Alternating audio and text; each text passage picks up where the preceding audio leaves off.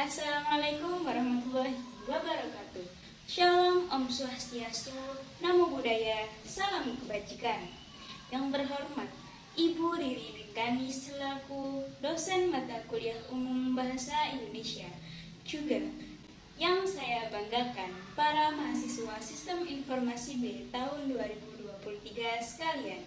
Pertama-tama, marilah kita panjatkan puji dan syukur kehadirat Tuhan Yang Maha Esa, karena atas berkat dan karunia-Nya kita dapat berkumpul di sini untuk melakukan aktivitas dengan baik.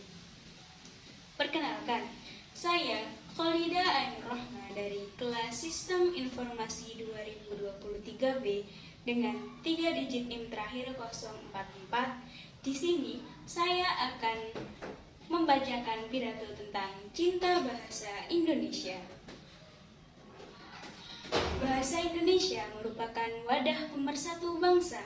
Dengan bahasa Indonesia, bangsa Indonesia mampu mempersatukan semua suku, bangsa, agama, dan budaya sesuai dengan fungsi bahasa Indonesia. Bahasa Indonesia tetap menjadi lambang identitas nasional dan pemersatu bangsa, seiring dengan kemajuan zaman dan perkembangan bahasa di dunia. Bahasa Indonesia merupakan suatu alat komunikasi pemersatu bangsa yang sudah diperjuangkan oleh para pahlawan sejak zaman dahulu kala. Pada tanggal 28 Oktober 1928, para pahlawan berkomitmen bahwa bahasa Indonesia adalah bahasa persatuan bangsa yang tidak dapat dipungkiri lagi. Di dalam salah satu penggalan isi Sumpah Pemuda yang berbunyi, "Mengetahui kami, putra dan putri Indonesia, menjunjung tinggi bahasa persatuan bahasa Indonesia." Penggalan isi tersebut benar-benar menjelaskan bahwa bahasa persatuan kita adalah bahasa Indonesia. Kita sebagai warga Indonesia mempunyai kewajiban menjunjung tinggi bahasa persatuan kita dan menjaganya agar tidak luntur dari ingatan anak bangsa. Bahasa Indonesia juga merupakan alat yang digunakan untuk berkomunikasi. Jadi, bagaimana suatu alat tersebut dapat kita gunakan dengan baik? Mari kita bahas pada kali ini. Kita sebagai generasi muda, pemersatu bangsa, ayo kita harumkan bahasa Indonesia dengan salah satunya menggunakan EYD yang baik dan benar, dan juga melaksanakannya dengan baik. Namun, bagaimana jadinya jika kita melakukan penghinaan pada bahasa tersebut? Contohnya, pada media sosial kita sering melakukan aktivitas yang tidak baik terhadap bahasa Indonesia, khususnya pada sosial media. Pada saat berkomentar, perlu kita sadari teman-teman, bahwasannya bahasa Indonesia adalah bahasa yang sopan dan santun dan tutur dan kata yang baik.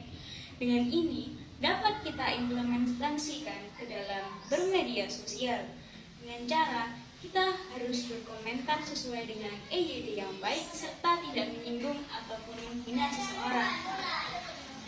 Jadi, sebaiknya kita dapat berkomentar dengan kata yang sopan dan tidak melakukan penghinaan atau penyalahgunaan pada bahasa Indonesia. Tidak hanya itu, sering kita jumpai bahwasannya banyak anak zaman sekarang mencampur adukan bahasa Indonesia dengan bahasa asing. Dengan adanya fenomena tersebut, dapat merusak citra bahasa Indonesia itu sendiri. Ayo, kita sebagai generasi muda seharusnya kita dapat menggunakan bahasa Indonesia tanpa mencampurnya dengan bahasa asing. Demikian isi pidato yang saya sampaikan. Semoga pidato yang saya sampaikan ini dapat bermanfaat bagi kita semua.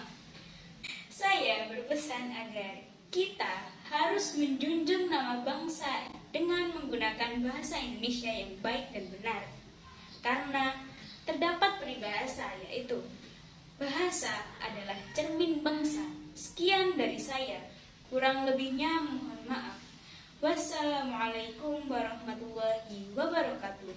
Shalom, Om Swastiastu, Namo Buddhaya, Salam Kebajikan.